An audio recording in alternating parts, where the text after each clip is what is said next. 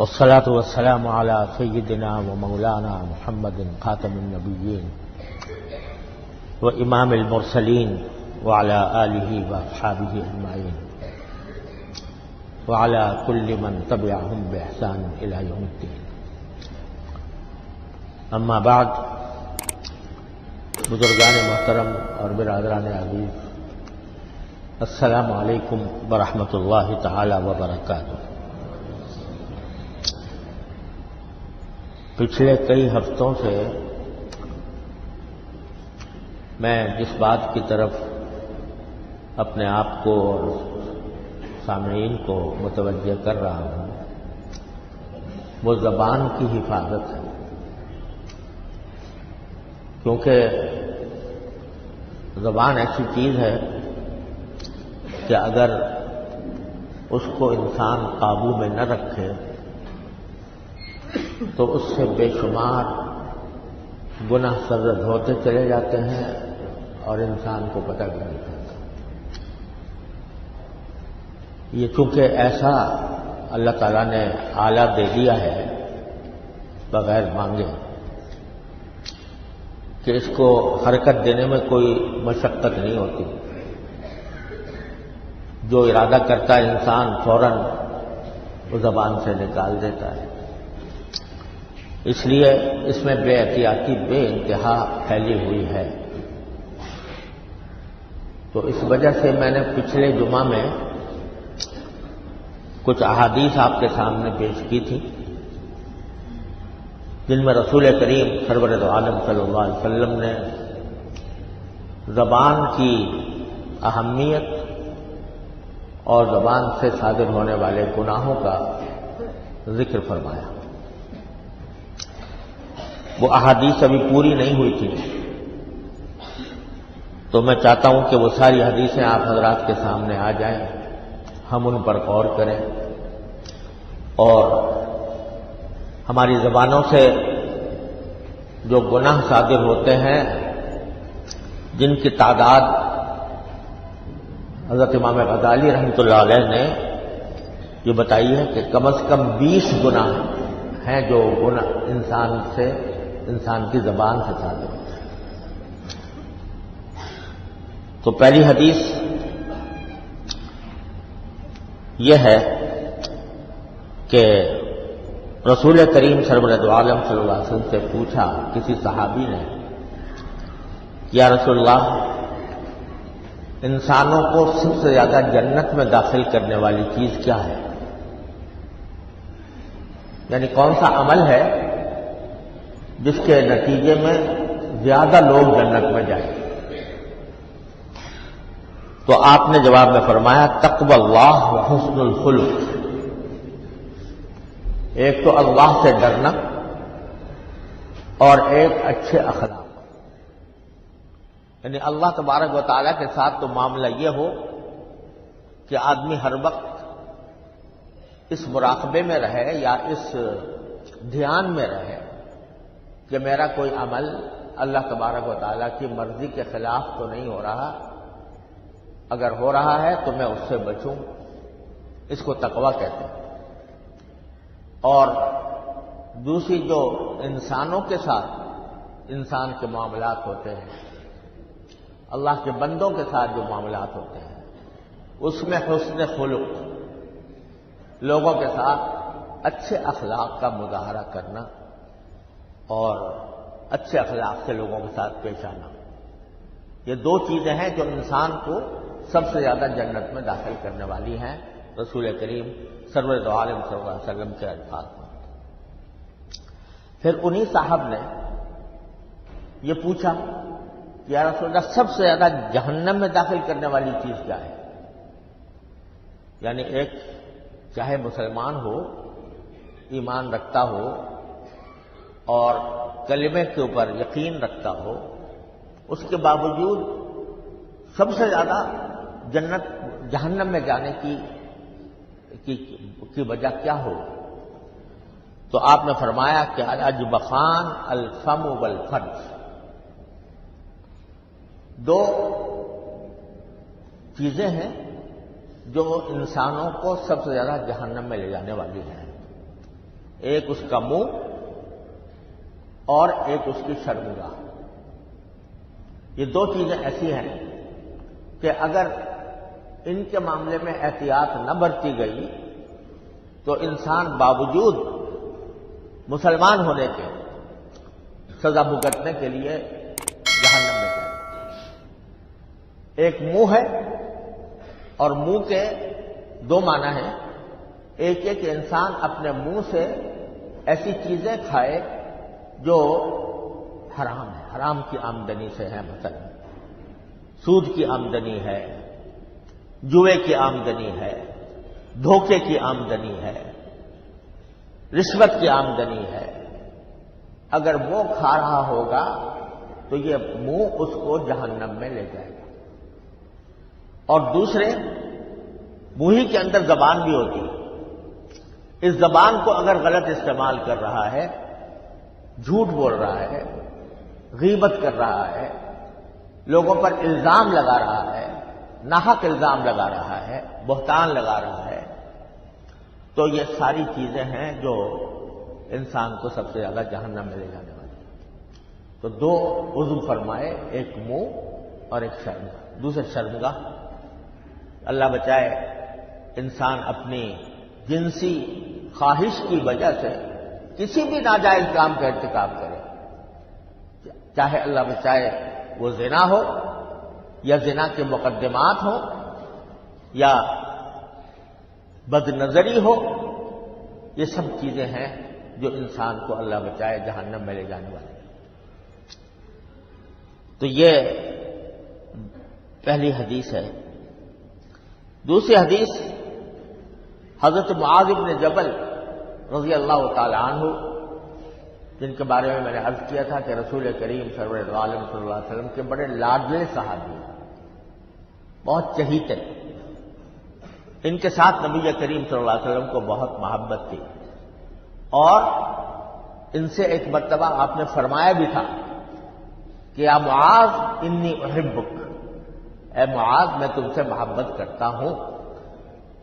یہ الفاظ شاید ہی کسی اور صحابی کے لیے فرمائے ہوں آپ نے، جتنا کھل کر اپنی محبت کا اظہار حضرت معاذ بن جبل رضی اللہ تعالیٰ عنہ سے کیا، کہ یہ وہ خوش نصیب صحابی ہیں۔ ایک مرتبہ انہوں نے رسول کریم سرور عالم صلی اللہ علیہ وسلم سے پوچھا کہ یا رسول اللہ انؤاخذ بما نقول، یا رسول اللہ کیا ہم جو زبان سے باتیں نکالتے ہیں، جو کچھ کہتے ہیں زبان سے، کیا اس پر بھی گرفت ہوگی اللہ تعالیٰ کے ہاں، اس پر بھی پکڑ ہوگی؟ تو حضرت نبی کریم سرور عالم صلی اللہ علیہ وسلم نے اس کے جواب میں فرمایا ثقلت کا امک یبن جبل، اے جبل کے بیٹے تمہاری ماں تمہیں کھوئے۔ یہ لفظی ترجمہ ہے ثقلت کا امک، لیکن یہ عربی زبان میں یہ بے تکلفی کے اندر ہے۔ جب کسی شخص سے بے تکلفی ہوتی ہے تو اس وقت میں بھی یہ جملہ بولا جاتا ہے۔ اس کا مقصد بد دعا دینا نہیں ہوتا، بلکہ بے تکلفی کا اظہار ہوتا ہے۔ تو فرمایا ثقلت کا امک یبن جبل، اے معاذ بن جبل تمہاری ماں تمہیں کھوئے۔ وَهَلْ يَكُبُّ النَّاسَ فِي النَّارِ عَلَىٰ مَنَاخِرِهِمْ إِلَّا حَصَائِدُ أَلْسِنَتِهِمْ، تم پوچھ رہے ہو کہ کیا ہم زبان سے جو باتیں کہتے ہیں ان پر ہماری گرفت ہوگی؟ تو یہ بتاؤ کہ انسانوں کو جہنم میں اوندھا ڈالنے والی کوئی اس سے بڑی چیز ہے جیسی زبان؟ یعنی زبان جو کچھ باتیں بولتی ہے اس میں جو گناہ ہیں، جیسے میں نے عرض کیا 20 قسم کے گناہ امام غزالی نے فرمائے ہیں، تو ان گناہوں کی وجہ سے ہی تو سب سے زیادہ لوگ جہنم میں جائیں گے۔ اگر زبان کی حفاظت نہ کرتے، اگر زبان کی باتوں کا مواخذہ نہ ہوتا اور اس پر گرفت نہ ہوتی تو یہ جہنم میں کیوں جاتے؟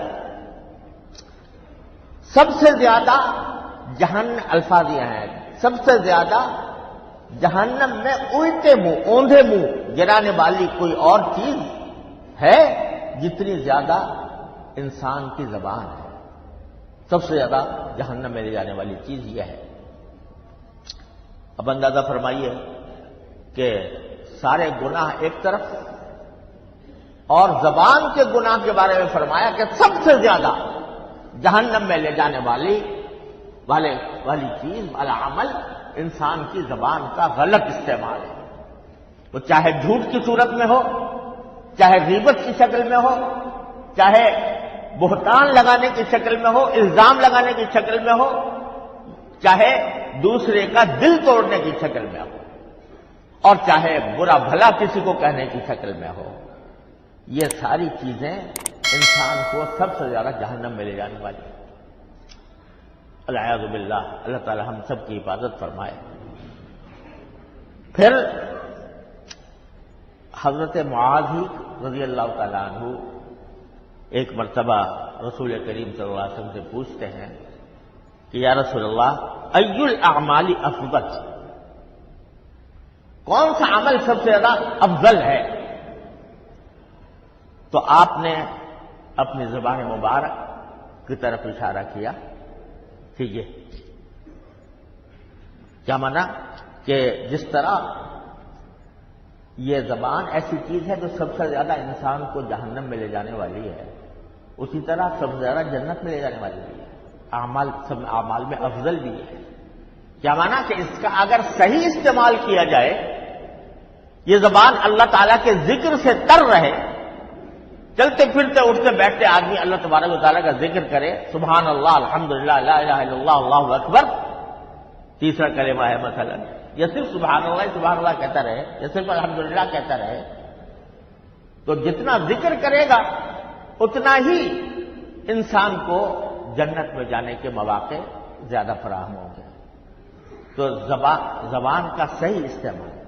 اسی طرح کسی اللہ کے بندے کو کوئی تسلی کا کلمہ کہہ دے، کسی کے ہاں میت ہوئی ہے اور آپ جا کر اس کی تعزیت کرتے ہیں، تسلی کا کلمہ کہتے ہیں جس سے اس کا دل کچھ ٹھنڈا ہوتا ہے، تو حدیث میں آتا ہے کہ جو شخص کسی ماں کو اس کے بیٹے کی وفات پر تعزیت کرے، کسی بردن فی الجنہ، اور جنت کے اندر اس کو خاص قسم کی چادریں انعام کے طور پر بڑھائی جائیں گی۔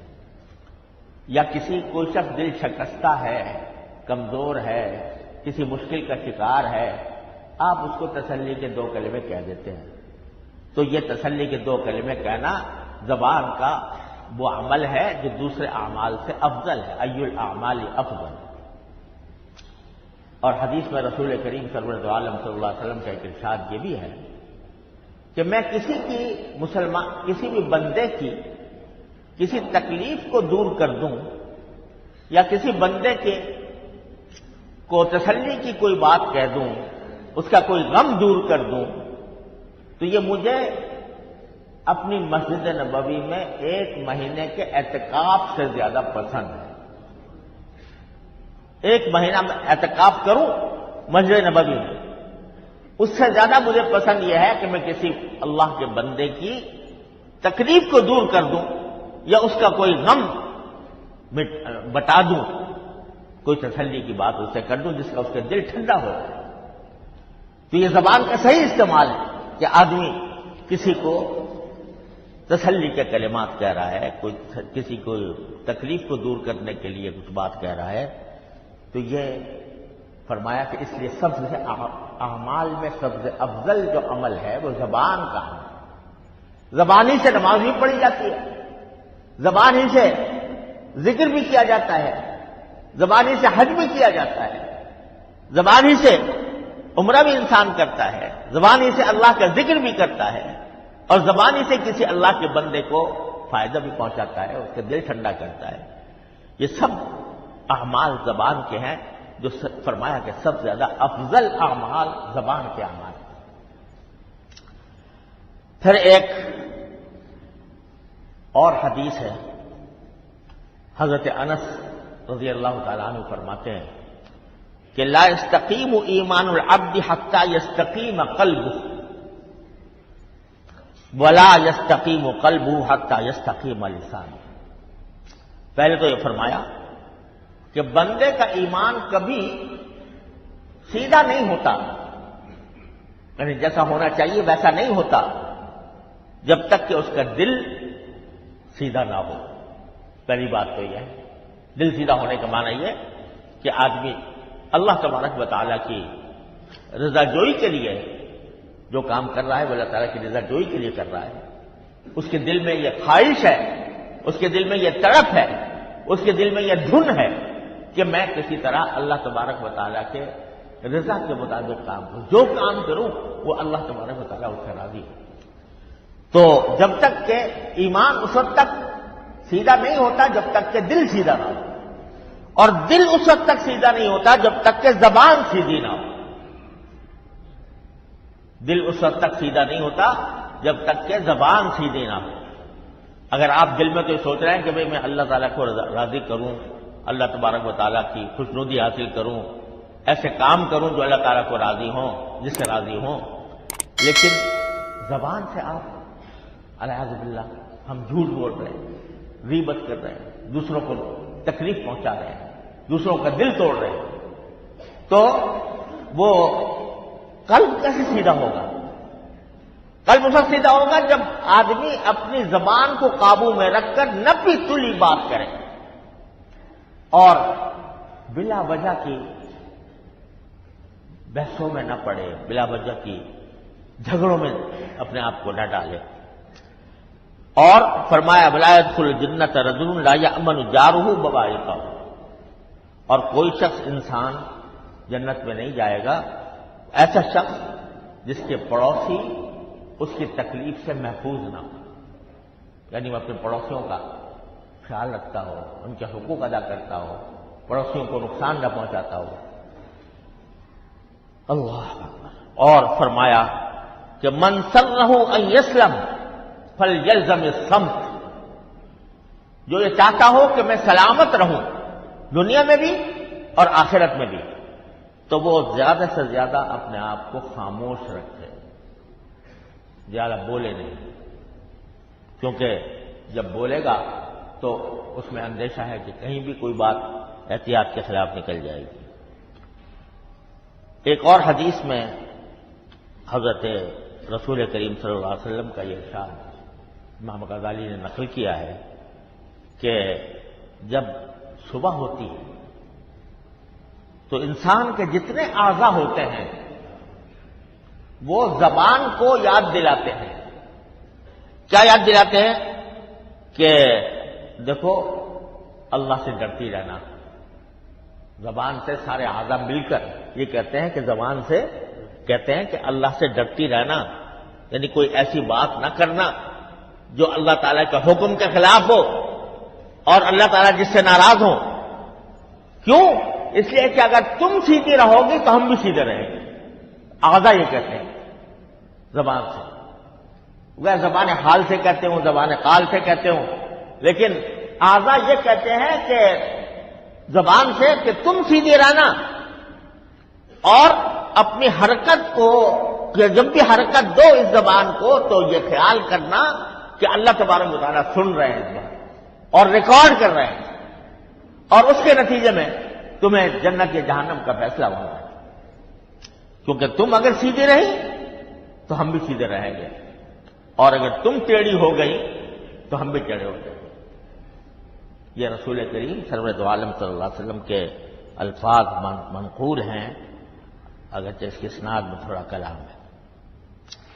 اور حضرت عبداللہ بن مسعود رضی اللہ تعالی عنہ حج یا عمرے کے موقع پر صفا پہاڑی پر چڑھے ہوئے تھے اور وہاں تلبیہ پڑھ رہے تھے، لبیک اللہم لبیک لبیک لا شریک لک لبیک، جو حاجی بھی پڑھتے ہیں اور عمرہ کرنے والے بھی پڑھتے ہیں. بس وہاں پہلے تلبیہ پڑھا اور پھر اپنی زبان کو خطاب کرتے ہوئے کہا کیا لسان قل خیرن تغنم بسکت عن شر تسلم.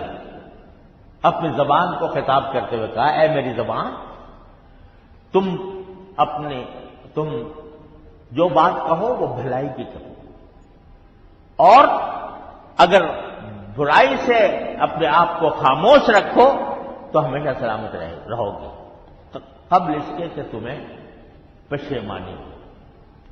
بڑا خوبصورت جملہ بعض حکما سے منقول ہے کہ انہوں نے کہا کہ آدمی کبھی اپنی بات، اپنے سکوت سے یعنی خاموش رہنے سے کبھی نادم نہیں ہوتا، لیکن بات سے نادم ہو جاتا ہے۔ ایک بات جو منہ سے نکل گئی، بغیر احتیاط کے نکل گئی، بعض اوقات اس کے اوپر اس کو نادم ہونا پڑتا ہے، شرمندگی اٹھانی پڑتی ہے۔ کل میں نے یہ کہہ دیا تھا، وہ جھوٹ تھا یا خلاف واقعہ تھا، یا ایسی بات تھی کہ جو مجھے کہنی نہیں چاہیے تھی۔ لیکن اگر آدمی خاموش رہے تو خاموشی میں کوئی ندامت نہیں ہوتی، کوئی ندامت نہیں ہوتی خاموشی میں۔ بعض نادر مثالیں ہیں جن میں کہ خاموشی پر کبھی ندامت ہو جاتی ہے، لیکن بولنے پر نادم ہونا یہ بکثرت ہوتا ہے۔ اور ایک اور حدیث میں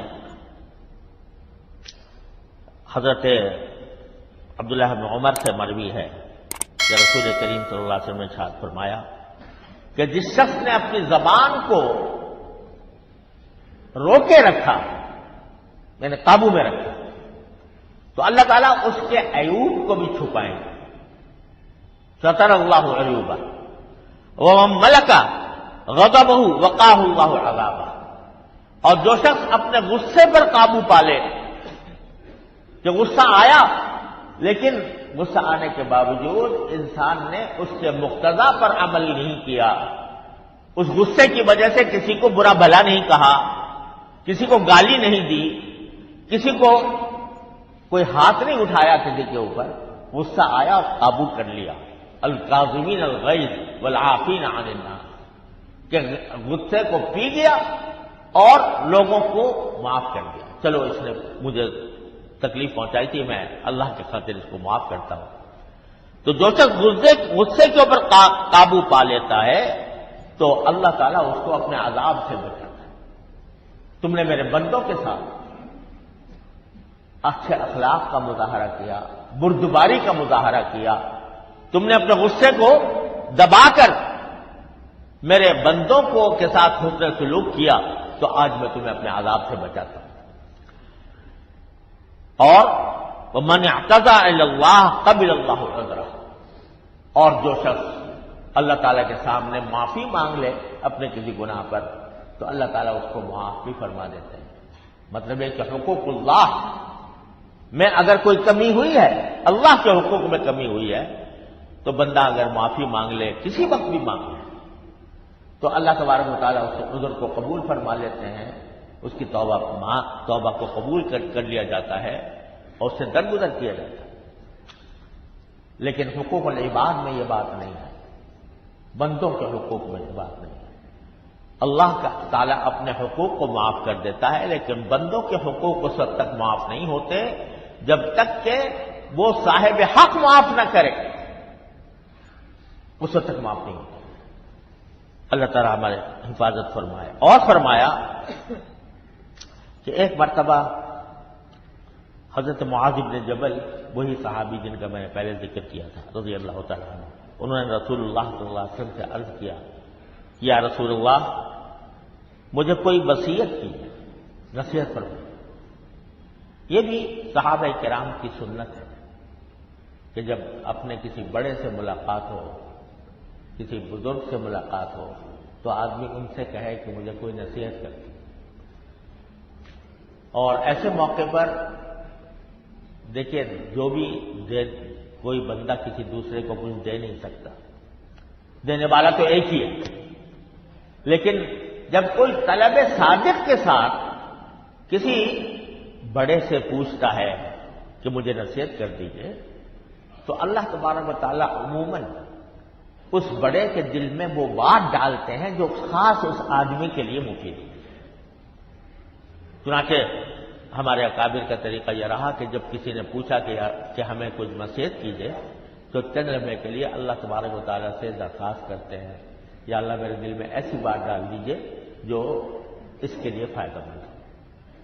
تو یہ بھی ایک بڑی اچھی بات ہے کہ کسی سے ملاقات کے وقت اس سے پوچھا جائے کہ مجھے کوئی نصیحت کر دو، خاص طور سے کوئی بڑا ہو، دینی شخصیت ہو، تو اس سے یہ پوچھنا۔ تو صحابہ کرام بکثرت یہ کرتے تھے، رسول کریم صلی اللہ علیہ وسلم سے پوچھتے تھے۔ حضرت معاذ بن جبل نے پوچھا تو آپ نے کئی باتیں نصیحت کی ارشاد فرمائی۔ ایک تو یہ فرمایا کہ اعبد اللہ کأنک تراہ، اللہ کی عبادت ایسے کرو جیسے تم اس کو دیکھ رہے ہو، یعنی تصور یہ جماؤ، مثلا نماز پڑھ رہے ہو، تصور یہ جماؤ کہ میں اللہ تعالیٰ کے سامنے کھڑا ہوں اور میں اللہ کو دیکھ رہا ہوں، اگرچہ اللہ تعالیٰ نظر آنے والی ذات نہیں ہے، ہماری دنیا میں نظر نہیں آ سکتی، لیکن اس کے وجود کے شواہد چاروں طرف بکھرے پڑے ہیں۔ یہ روشنی کہاں سے آ رہی ہے؟ سورج کی۔ تو آدمی طرح تصور کرے گا کہ اس کے پیچھے اللہ جل جلالہ کا وجود نظر آئے گا۔ تو جیسے آپ کوئی ہوائی جہاز اڑتے ہوئے دیکھیں تو اس میں بیٹھے ہوئے اندر کوئی انسان تو نظر نہیں آ رہا، لیکن آپ کو پتا ہوتا ہے کہ یہاں کوئی پائلٹ اس کو چلا رہا ہے۔ اسی طرح دنیا کے اندر پھیلی ہوئی ساری نشانیاں وہ ایسی ہیں کہ اگر ذرا آدمی غور کرے تو اس کے ذریعے فوراً اللہ تعالیٰ تک پہنچ جائے۔ تو اللہ کی عبادت اس طرح کرو جیسے کہ تم اس کو دیکھ رہے ہو۔ ایک وصیت تو یہ فرمائی، دوسرا فرمایا کہ وَعُدَّ نَفْسِكَ فِي الْمَوْتَى، نَفْسَكَ فِي الْمَوْتَى، تم اپنے آپ کو یہ سمجھو کہ بس اب موت آنے والی ہے۔ اگر کسی آدمی کو پتا ہو کہ اگلے گھنٹے میرا انتقال ہونے والا ہے تو کیا کرے گا؟ اس وقت وہ کسی کو الزام لگائے گا، اس وقت کسی پر بہتان عائد کرے گا، اس وقت جھوٹ بولے گا، اس وقت غیبت کرے گا؟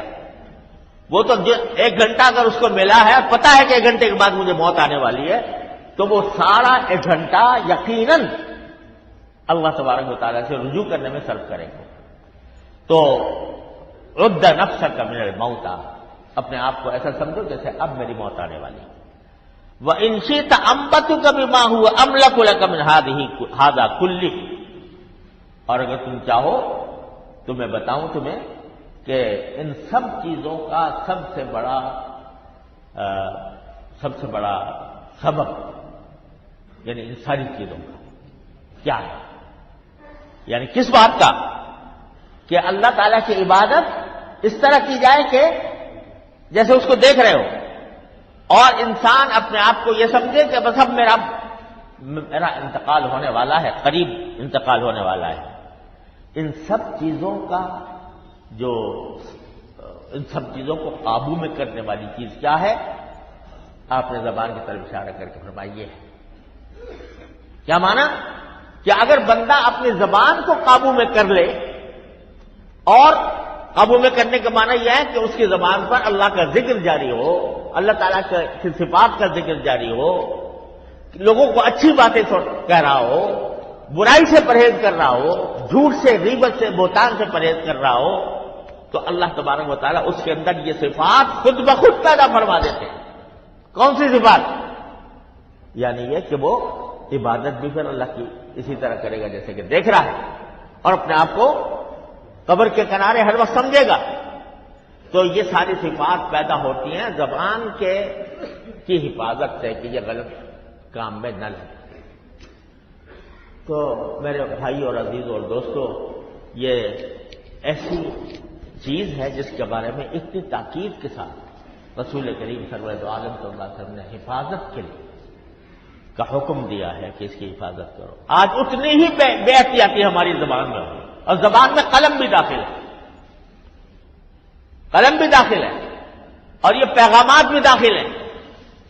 سوشل میڈیا پہ ہر وقت جو ہماری پوسٹیں چلتی رہتی ہیں، اور اس کے اندر ہم کبھی کسی کے اوپر الزام لگاتے ہیں، کبھی کسی کی توہین کرتے ہیں، کبھی کسی کو برا بھلا کہتے ہیں، کبھی بے تحقیق باتیں نقل کرتے ہیں۔